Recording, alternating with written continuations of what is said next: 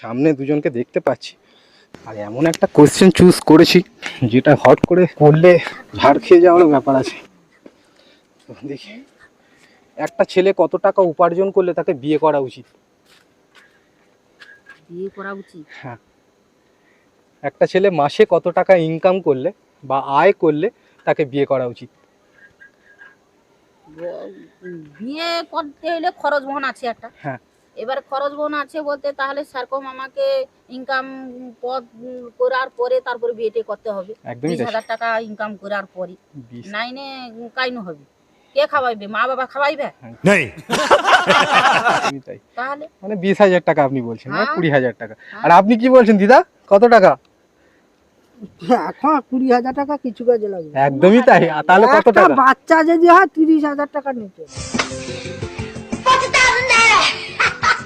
ও দিদা কাঁপিয়ে দিয়েছে এতক্ষণ পর। পাড়া গায়ে তো 30,000 টাকা হলে আরে দেও তো এত কথা কাউ কেন?